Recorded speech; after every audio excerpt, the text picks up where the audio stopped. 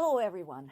Most of the sources are still focused on the fact that it is a 2-year anniversary of Russia's invasion of Ukraine. Congratulations, you all know how to count to two. Well done.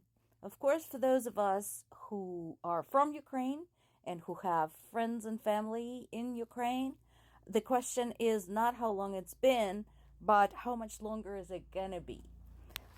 In a rare discussion about losses, Zelensky named the figure of 31,000 Ukrainian troops killed in the war. Now, that number is probably low. I'm kind of wondering how he came up with this, but the only good thing about this number is that it is much lower than Russia's losses. Okay, so that's probably the only positive thing about it. This is where I agree. While it could have been much worse, this is lives and families and friendship circles and workplaces broken forever, and each and every loss of those is a great loss to Ukraine.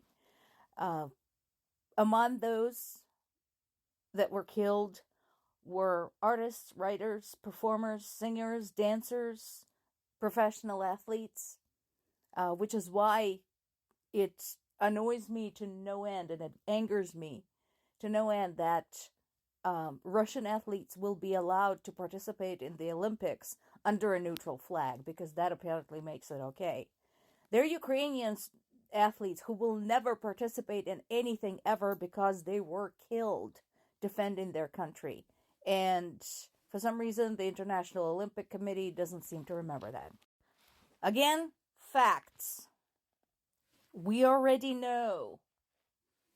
We already know this, but apparently it has to be reiterated over and over and over and over and over again, because apparently it's not sinking in. It is not just the amount of aid that has been pledged. The aid to Ukraine truly begins its work when it gets to Ukraine, when it gets into the hands of people who need it most.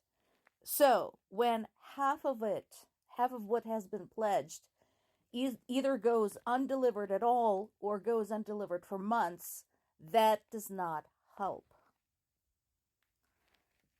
I once again would like to remind everybody, Ukraine is not just fighting for its own existence, although that is a priority. Ukraine is the only thing right now standing between the European Union and many NATO members and Russia. If Ukraine falls, EU and NATO will have Russia on its doorstep. And then we will have what everybody would like to avoid, which is a direct confrontation, because Russia will not stop.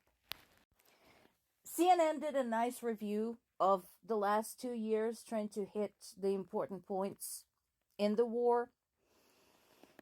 So the other big question, of course, is what about the other side? Well, there's this piece in CNN, and this data is confirmed by other sources, has been confirmed over time as well. Situation in Russia is getting worse and worse and worse. There are very basic products that are disappearing from store shelves. There are cities and towns that are without water and electricity. Everything is being thrown at the war effort toward the country that never attacked them, no matter what their media says. Ukraine never attacked Russia. At the time of Russian invasion, there were no Ukrainian troops in Russian territory. There were no shots fired at Russian territory.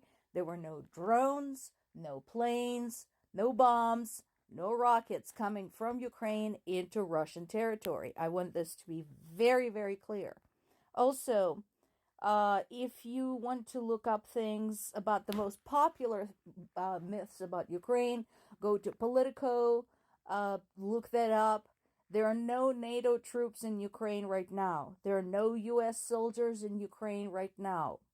There are some people, private individuals who volunteered, okay? But they do not represent the US government. They do not represent US Army. They went of their own volition. They're there of their own free will.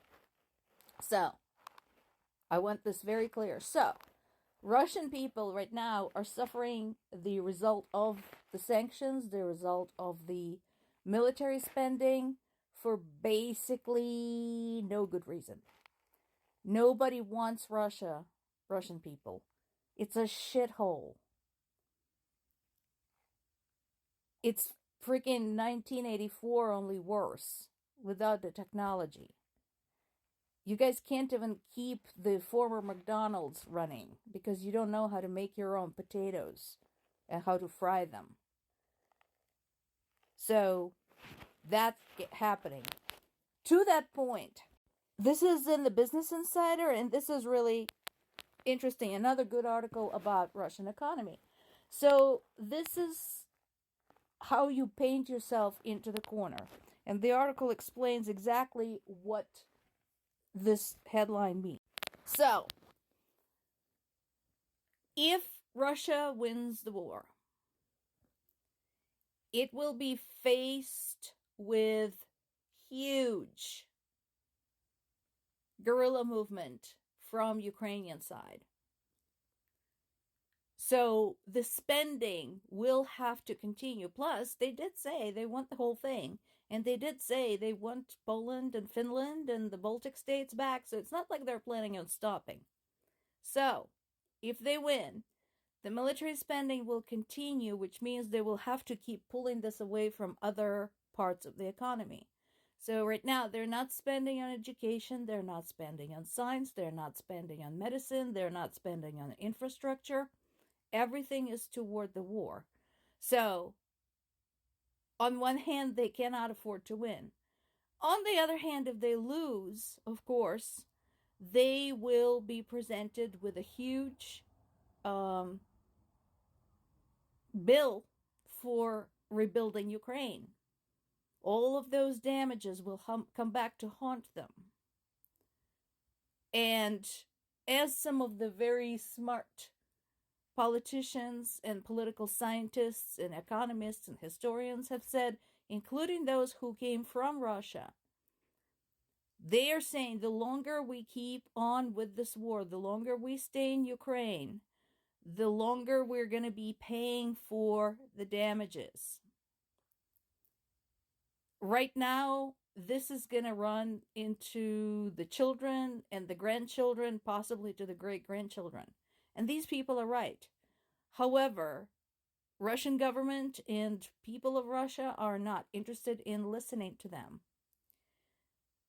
The best thing they could do right now is just stop and go home before the extent of the damage to their own economy and to Ukraine gets to a point where it's completely insurmountable to them. Now it could still possibly be contained. But, like I said, at this time, that is not their plan. So the question remains, what's next?